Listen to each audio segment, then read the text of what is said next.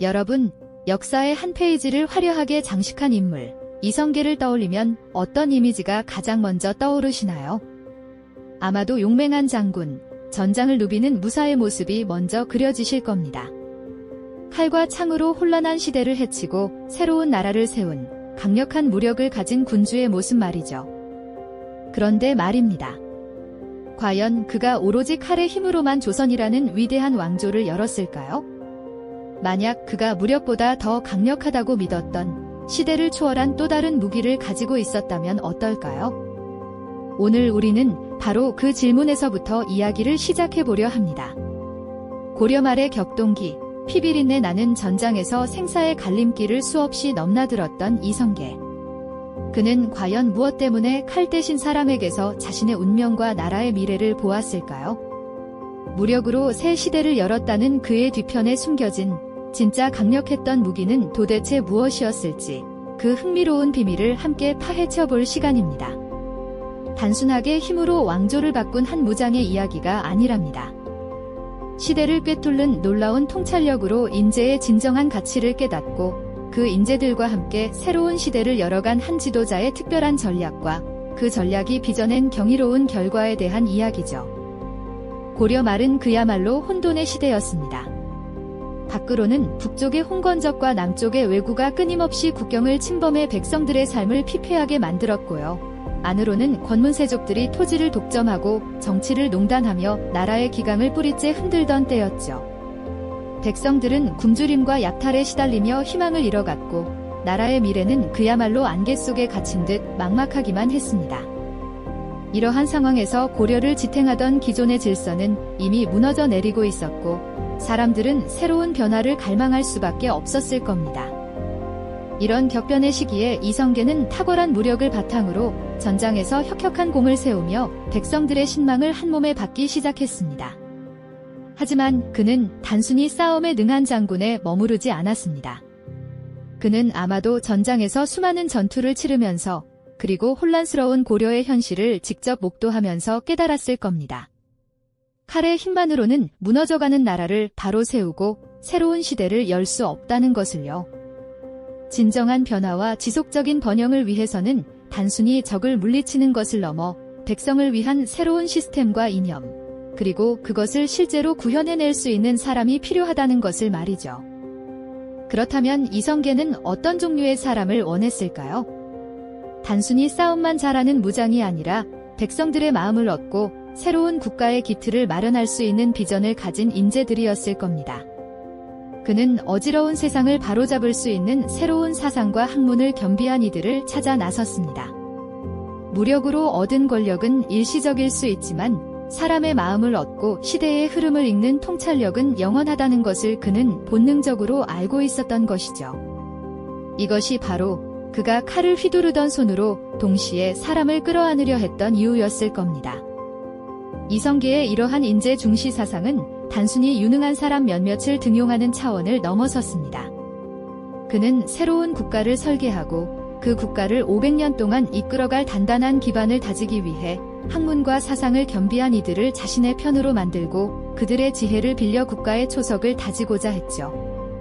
이것은 단순한 인재 등용을 넘어 한 시대를 넘어설 거대한 비전을 실현하기 위한 지도자의 치밀한 전략이었던 겁니다.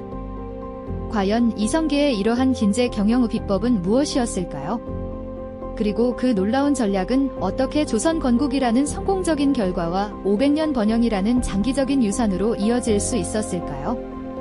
지금부터 그 흥미진진한 여정을 함께 떠나보시죠. 네, 그럼 이성계의 인재 경영 비법, 그 흥미진진한 여정을 바로 이어서 시작해볼까요? 조선이라는 새로운 나라를 설계하며 이성계가 가장 먼저 주목했던 것은 무엇이었을까요? 그는 단순히 힘으로 정권을 잡은 무장이 아니었습니다.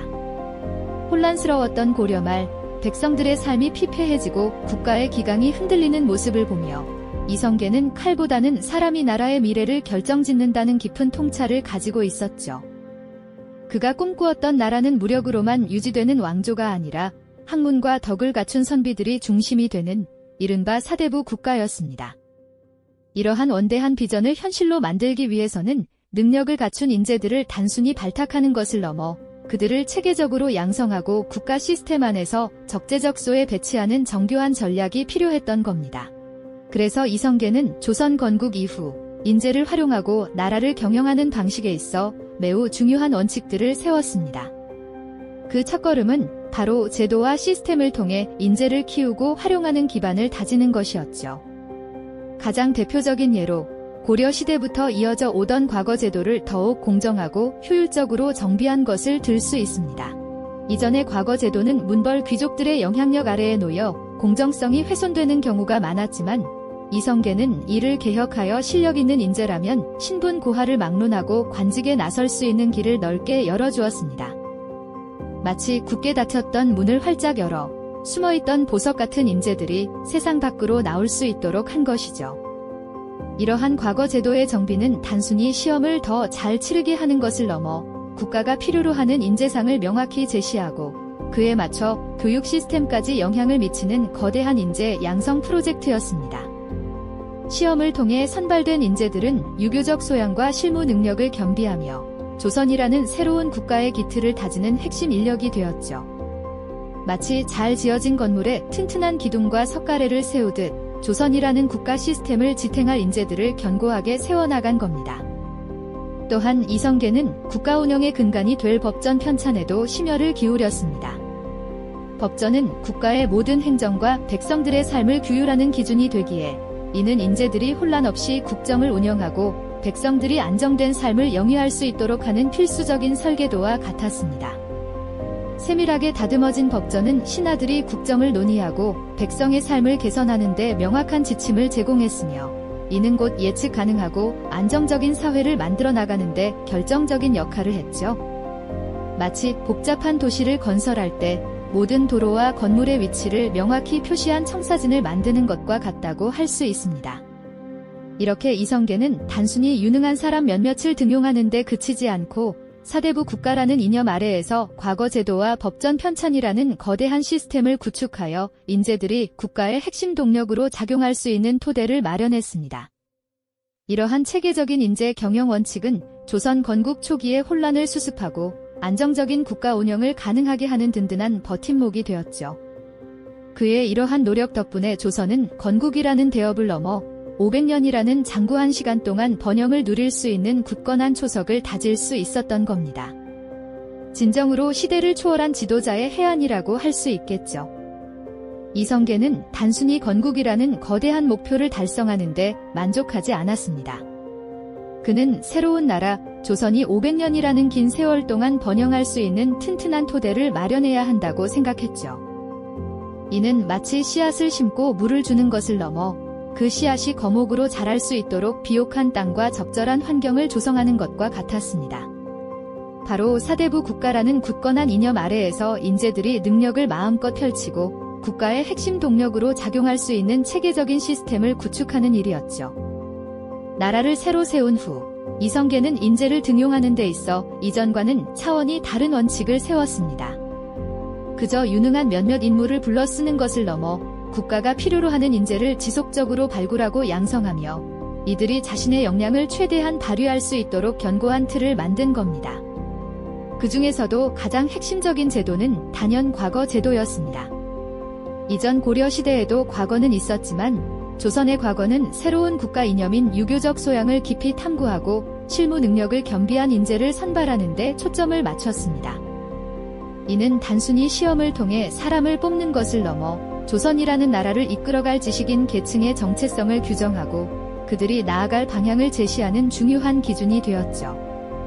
마치 특정 분야의 전문가를 양성하기 위해 체계적인 교육과정을 만들고 엄격한 평가 기준을 적용하는 것과 비슷하다고 할 수 있습니다. 과거 제도는 신분보다는 능력을 중시하는 사회적 분위기를 조성하며 유능한 인재들이 나라의 중요한 직책을 맡을 수 있는 공정한 기회를 제공했습니다. 이는 곧 백성들에게 희망을 주고 국가의 통치 기반을 더욱 튼튼하게 만드는 결과를 가져왔습니다. 시험장이 학문적 열기로 가득하고 합격자들이 백성들의 삶을 더 나은 방향으로 이끌기 위해 고뇌하는 모습은 이성계가 꿈꿨던 이상적인 인재 경영의 한 단면을 보여주는 것이겠죠. 또한 이성계는 국가 운영의 근간이 될 법전 편찬에도 지대한 관심을 기울였습니다. 법전은 단순히 죄를 다스리는 규율을 넘어 국가의 모든 행정 절차와 백성들의 일상생활을 아우르는 명확한 가이드라인이었습니다. 이는 마치 거대한 도시를 건설할 때 모든 도로와 건물의 위치, 그리고 상하수도 시스템까지 세밀하게 계획된 설계도를 만드는 것과 같다고 볼 수 있습니다. 법전은 신하들이 국정을 논의하고 정책을 수립하는 데 있어 혼란 없이 일관된 방향성을 제시했으며, 백성들 또한 예측 가능한 사회 속에서 안정된 삶을 영위할 수 있도록 하는 안전망이 되어 주었습니다. 명확하게 정리된 법규는 자의적인 권력 행사를 막고 모든 이에게 공정하게 적용되는 정의로운 사회를 구현하려는 노력이 담겨 있었던 겁니다. 이처럼 이성계는 사대부 국가라는 비전 아래에서 과거 제도라는 인재 발굴 및 양성 시스템과 법전이라는 국가 운영의 명확한 기준을 세워 인재들이 국가의 핵심 동력으로 작용할 수 있는 기반을 다졌습니다. 단순히 유능한 사람 몇몇을 등용하는 것을 넘어 이들이 지속적으로 배출되고 그 역량을 최대한 발휘할 수 있는 환경을 체계적으로 구축한 것이죠. 이러한 선견지명적인 인재 경영 원칙은 조선 건국 초기의 혼란을 수습하고 이후 500년이라는 장구한 시간 동안 안정적이고 번영하는 국가를 만들어가는데 결정적인 버팀목이 되었습니다. 그의 깊은 통찰력과 실천력이 없었다면 조선의 역사는 지금과는 많이 달랐을지도 모르는 일이죠. 이성계가 이러한 인재 발굴 및 국가 운영 시스템을 확립한 것은 단순히 조선이라는 새로운 나라를 세우는 것을 넘어 그 나라가 500년이라는 긴 시간을 버텨낼 굳건한 토대를 마련한 것이나 다름없었죠. 마치 어린 묘목을 심을 때 뿌리가 깊이 내릴 수 있도록 비옥한 땅을 고르고 충분한 영양분을 공급하는 것과 같은 이치일 겁니다. 그의 깊은 통찰력과 꾸준한 노력이 없었다면 조선이라는 나무는 초기 혼란 속에서 쉽게 흔들리거나 어쩌면 제대로 성장하지 못했을 수도 있습니다. 그렇다면 이성계의 인재 중시 철학은 과연 조선에 어떤 유산을 남겼을까요? 우선 체계적으로 정비된 과거 제도는 능력 있는 인재들이 신분 고하를 막론하고 국가의 동량으로 성장할 수 있는 통로를 열어주었습니다. 이는 조선 사회에 끊임없이 활력을 불어넣고 시대의 변화에 발맞춰 필요한 인재를 수혈할 수 있는 강력한 엔진 역할을 했습니다. 생각해보세요. 한 국가가 500년을 지속하기 위해서는 단순히 몇몇 위대한 지도자만으로는 불가능합니다. 그들을 보좌하고 정책을 만들고 행정을 집행하며 백성을 이끌어갈 수많은 유능한 인재들이 지속적으로 배출되어야만 하죠. 이성계가 심어놓은 인재 시스템은 바로 그 지속 가능성을 보장하는 핵심 장치였던 겁니다. 특히 그의 이러한 인재 중시 정책은 훗날 세종대왕 시기에 눈부신 황금기를 꽃피우는 결정적인 밑거름이 됩니다. 세종대왕은 집현전을 통해 수많은 학자들을 양성하고 그들의 지혜를 모아 훈민정음 창제, 과학기술 발전 등 인류사의 길이 남을 업적들을 이루셨죠. 이 모든 것이 가능했던 배경에는 이미 이성계가 다져놓은 탄탄한 인재 양성 시스템과 능력 중심의 관료 문화가 있었기 때문입니다. 마치 농부가 좋은 씨앗을 뿌리고 정성껏 가꾼 밭에서 풍성한 수확을 거두듯 이성계가 뿌린 인재 중시의 씨앗은 조선이라는 밭에서 세종이라는 위대한 결실로 이어진 셈입니다. 결국 이성계의 인재 중시 정책은 단순히 유능한 사람 몇몇을 등용하는 차원을 넘어섰습니다. 그는 사람이야말로 국가의 가장 강력한 무기이자 미래를 이끌어갈 비전이라는 깊은 통찰을 가지고 있었습니다. 무력으로 새로운 시대를 열었지만 진정한 의미에서 조선을 건국하고 500년의 번영을 약속한 것은 바로 사람의 가치를 알아보고 그들을 키워낸 그의 선견지명이었습니다. 그의 이러한 철학은 조선이라는 거대한 건축물의 가장 깊고 튼튼한 주춧돌이 되어 격동의 세월 속에서도 흔들리지 않는 뿌리가 되어 주었습니다. 한 지도자의 깊은 통찰과 그것을 실천하는 용기가 어떻게 한 시대를 바꾸고 나아가 역사를 만들어가는지에 대한 경외감을 느끼게 하는 대목이죠. 오늘날 우리가 직면하고 있는 수많은 난관들 속에서도 이성계가 보여주었던 인재 중시의 정신은 여전히 유효한 해답을 제시해줍니다. 급변하는 세상 속에서 새로운 길을 찾고 미지의 영역을 개척하며 공동체의 발전을 이끌어가는 힘은 결국 사람에게서 나옵니다.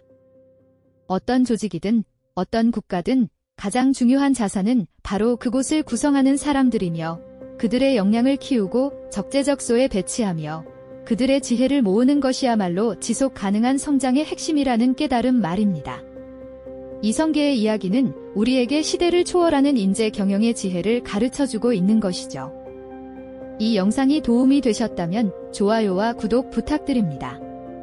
여러분의 응원이 제게 큰 힘이 됩니다.